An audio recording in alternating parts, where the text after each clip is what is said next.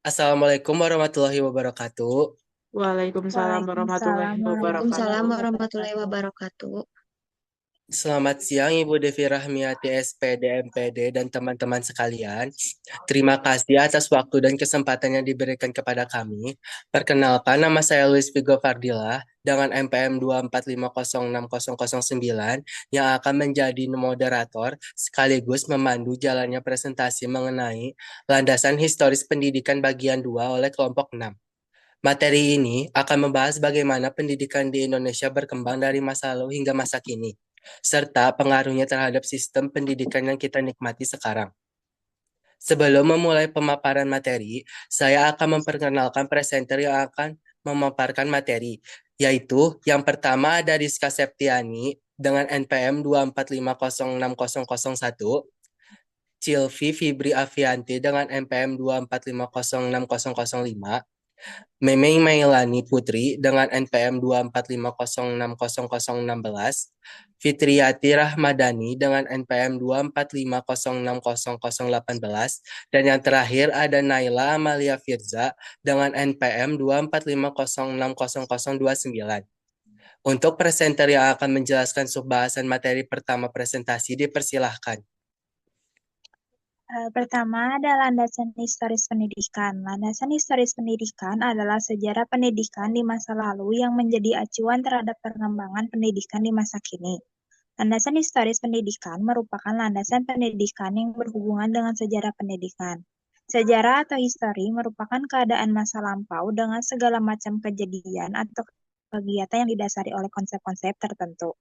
Sejarah penuh dengan informasi-informasi yang mengandung kejadian, modal, konsep, teori, praktik, moral, cita-cita, dan bentuk lainnya.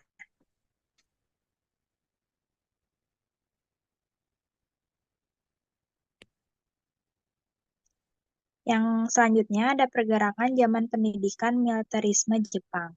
Pergerakan zaman pendidikan militerisme Jepang menjelang saat-saat Jepang menguasai Indonesia, Jepang mengeluarkan kebijakan dalam bidang pendidikan untuk menutup semua jenis sekolah bekas Belanda.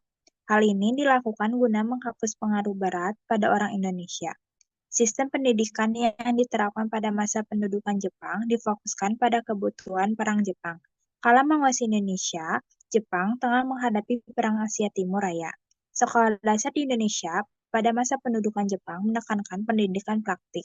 Tidak seperti sistem Belanda yang hanya membina dan memelihara sisi akademis. Kurikulum pada saat itu telah dijapanisasi melalui pengenalan mata pelajaran baru, seperti bahasa Jepang, pendidikan jiwa atau mental, pendidikan jasmani, dan kegiatan kejuruan.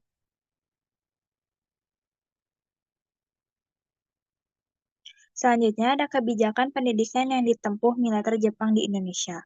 Jepang menghapus bahasa Belanda di sekolah, melarang menggunakan dan melanggar bahasa Inggris dan Prancis, mengajarkan bahasa Jepang di sekolah dasar dan menengah, dan melakukan akreditasi bahasa Melayu atau Indonesia sebagai bahasa nasional yang digunakan di sekolah untuk kepentingan administrasi.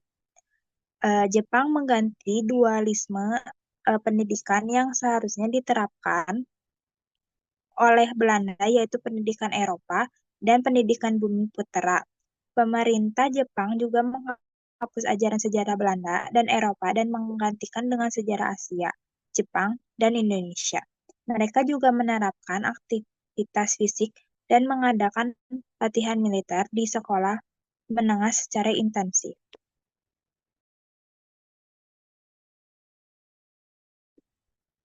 Selanjutnya ada jenis-jenis sekolah pada masa pendudukan Jepang. Yang pertama itu ada sekolah rakyat.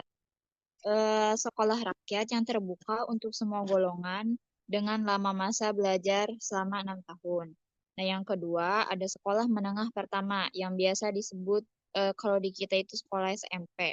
Setelah menempuh pendidikan di sekolah rakyat, kemudian berlanjut ke sekolah menengah pertama atau Shoto Oyugako dengan durasi studi selama 3 tahun.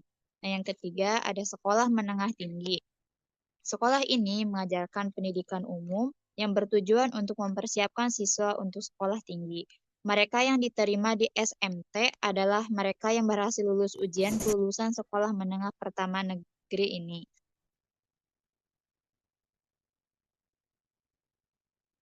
Nah, yang keempat itu ada sekolah menengah kejuruan. Sekolah menengah yang ada adalah sekolah pertukangan dan sekolah menengah teknik. Selain itu, pada masa pendudukan Jepang, sekolah pelayaran dan sekolah pelayaran tinggi didirikan di Cirebon. Nah, yang kelima itu ada sekolah guru. Ada 3 jenis sekolah untuk melatih calon guru atau tenaga pendidik, yaitu sekolah guru 2 tahun, yang sekolah guru 4 tahun yang biasa disebut Gotu Suhan Gakko, dan sekolah guru kelas 6 tahun yaitu Kato Shihan Gakko. Nah, yang selanjutnya ada perguruan tinggi. Ketika Jepang memulai pendudukannya di Indonesia, lembaga perguruan tinggi yang sebelumnya berdiri pada masa pemerintahan kolonial Belanda hampir sepenuhnya ditutup.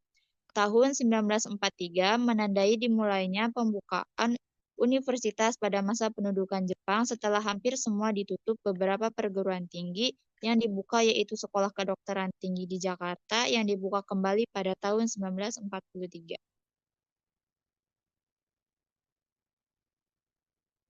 Nah, yang selanjutnya ada kemerosotan pendidikan pada masa pendudukan Jepang. Perkembangan pendidikan pada masa pendudukan Jepang jauh menurun dibandingkan dengan masa pemerintahan kolonial Belanda. Penurunan kuantitas dan kualitas pendidikan ialah dampak negatif dari tujuan Jepang yang hanya menggunakan sumber daya alam dan manusia. Tujuan Jepang yang semata-mata mendidik anak-anak Indonesia secara militer adalah untuk membantu Jepang dalam Perang Pasifik. Jepang lebih menaruh perhatian pada bidang-bidang selain pendidikan seperti pemerintahan, propaganda, serta pendidikan sosial. Hal ini menunjukkan bahwa upaya pemerintahan Jepang untuk memperkaya dan mengingatkan pendidikan rakyat kurang memuaskan.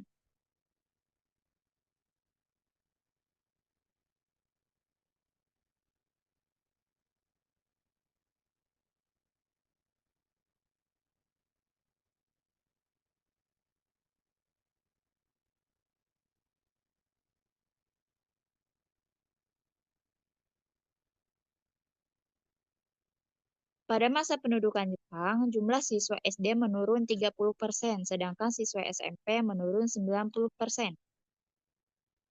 Jumlah sekolah dasar yang tadinya berjumlah 21.500 berkurang menjadi 13.500 sekolah. Sekolah menengah yang tadinya berjumlah 850 berkurang menjadi 20 sekolah, serta perguruan tinggi bekas kolonial Belanda hampir seluruhnya ditutup, sehingga jumlah universitas pada awal tahun 1942 sangat terbatas, yaitu ada Syaharudin dan Sumanto. Meskipun begitu, pada tahun 1943, pemerintahan secara bertahap membuka kembali perguruan tinggi sehingga jumlahnya semakin banyak.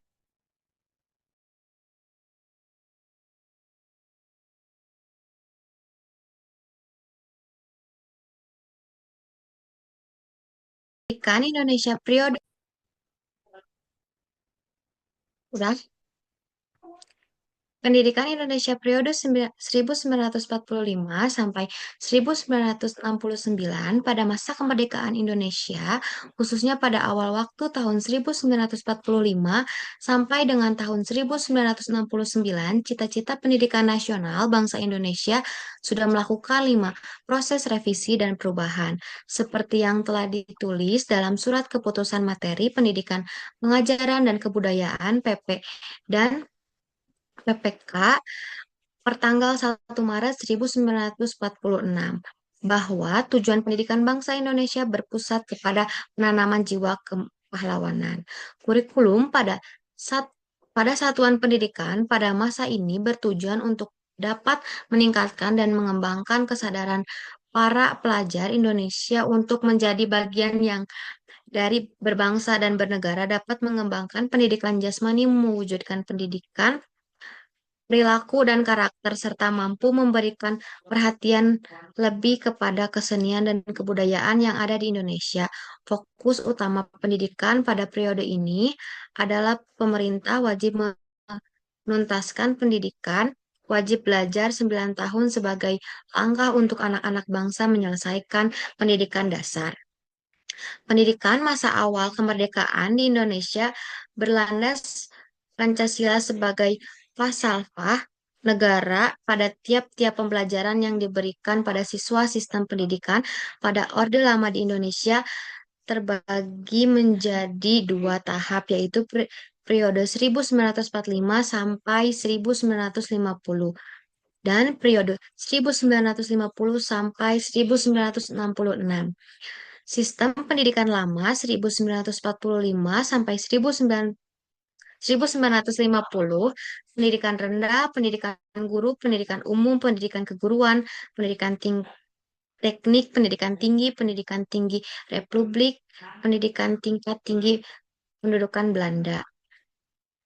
Kurikulum pada masa 1945 sampai 1966, rentang tahun 1945 sampai 1946, kurikulum pertama yang lahir pada masa kemerdekaan memakai istilah dalam bahasa Belanda Leerplan.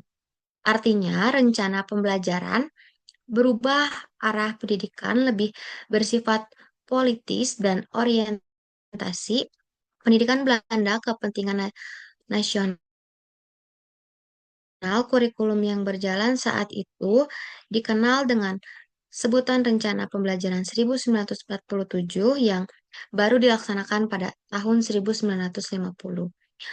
Rencana Pembelajaran terurai 1952.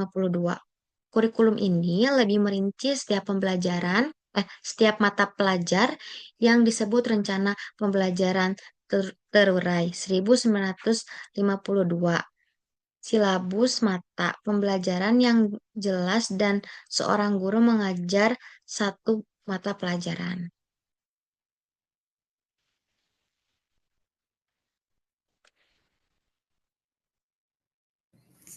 Kurikulum 1964. Fokus kurikulum 1964 adalah pada pengembangan daya cipta, rasa, karsa, karya,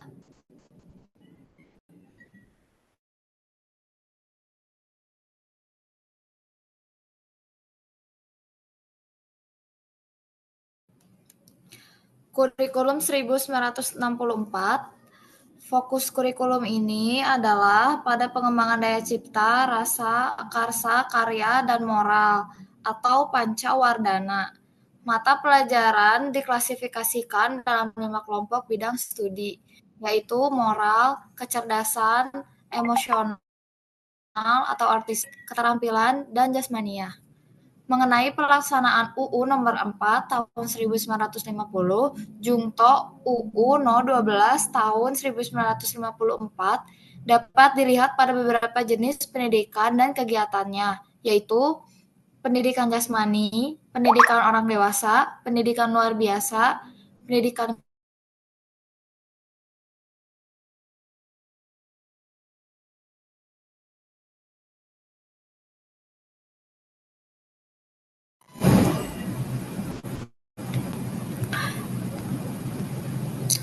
Selanjutnya ada masa PJP ke-1 1969 sampai 1989. Pelaksanaan pelita 1 PJP 1 dicadangkan mulai 1 April 1969. Maka pada tanggal 28 sampai 30 April 1969, pemerintah, Departemen Pendidikan dan Kebudayaan mengumpulkan 100 orang pakar pemikir pendidikan di Cipayung untuk melakukan konferensi dalam rangka 1. Mengidentifikasikan masalah-masalah pendidikan nasional dan menyusun suatu prioritas pemecahan dari berbagai masalah tersebut serta mencari alternatif pemecahannya. pada tanggal 1 Mei 1969 melalui SK Mendikbud dalam rumusan-rumusan kebijakan pokok pembangunan pendidikan selama PJP 1, terdapat beberapa kebijakan yang terus-menerus dikemukakan, yaitu relevansi pendidikan, pemerataan pendidikan, peningkatan mutu guru atau tenaga kependidikan, mutu pendidikan, dan pendidikan kejuruan. Selanjutnya ada tujuan pendidikan masa PJP. Tujuan pendidikannya untuk dirumuskan bahwa tujuan pendidikan adalah untuk membentuk manusia Pancasilais sejati berdasarkan pembukaan Undang-Undang Dasar 1945 dan isi Undang-Undang Dasar 1945. Kurikulum pendidikan dalam PJP 1 telah dilakukan 3 kali perubahan kurikulum pendidikan, yaitu apa yang dikenal sebagai kurikulum 1968, kurikulum 1975, dan kurikulum 1984. Pendidikan pada masa pembangunan jangka panjang 1 PJP 1 di Indonesia yang berlangsung dari 1969 hingga 1994 mengalami kemajuan yang signifikan. Program wajib belajar 6 tahun berhasil meningkatkan partisipasi anak usia sekolah dari 41,4% pada 1968 menjadi hampir 100% pada 1990. Selain itu, tingkat buta huruf menurun drastis dari 39,1% menjadi 15,8%. PJP 1 juga fokus pada peningkatan mutu pendidikan melalui penyediaan alat dan buku pelajaran. Selama pembangunan jangka panjang, pertama, PJP 1 dari 1969 hingga 1993 sejumlah inovasi pendidikan diperkenalkan, yaitu pengembangan kurikulum, pembelajaran berbasis proyek, pendekatan pembelajaran aktif, dan pendidikan inklusif.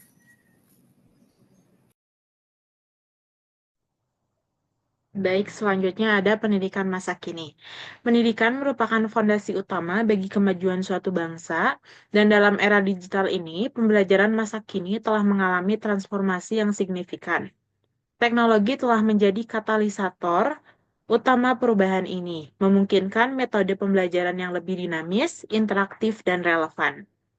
Pada pembahasan ini akan membahas beberapa aspek penting dalam pembelajaran masa kini, serta menguraikan argumentasi yang mendukung perubahan ini.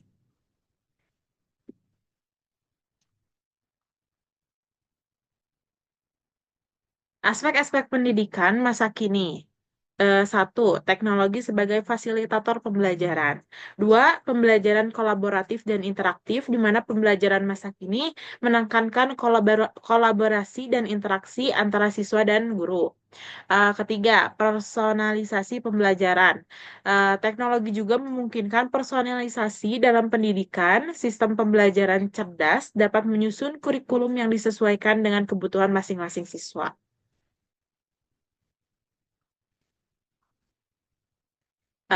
Kemudian yang ketiga ada kemudahan akses dan inklusivitas. Dengan platform daring, siswa dari berbagai lapisan masyarakat dapat mengakses sumber daya pendidikan tanpa batasan geografis. Ini meningkatkan inklusivitas dan mengurangi kesenjangan pendidikan.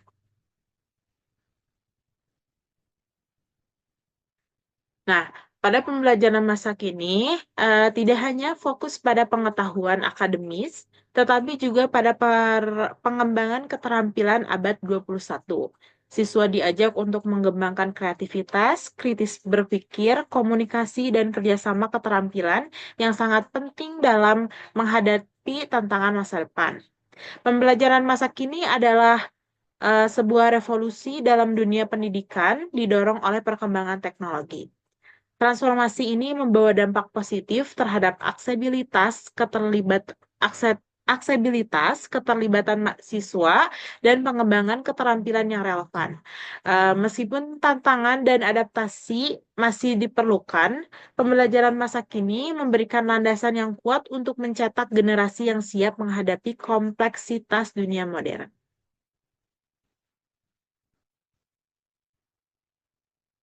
Terima kasih. Sekian presentasi dari kelompok 6. Sebelum menutup presentasi ini, saya akan memberikan kesimpulan, yaitu sejarah pendidikan di Indonesia menunjukkan perjalanan panjang dari masa penjajahan hingga digital. Saat ini, setiap periode memberikan kontribusi penting, mulai dari pembentukan identitas bangsa hingga inovasi pendidikan berbasis teknologi. Sebagai generasi muda, kita memiliki tanggung jawab untuk terus mengembangkan pendidikan, menjadikannya lebih inklusif, relevan, dan berorientasi masa depan. Terima kasih atas perhatian dan waktunya. Kami berharap presentasi ini bermanfaat dan membuka wawasan kita semua. Sekian dari kami. Wassalamualaikum warahmatullahi wabarakatuh. Waalaikumsalam Waalaikumsalam warahmatullahi warahmatullahi wabarakatuh. wabarakatuh. Wabarakatuh.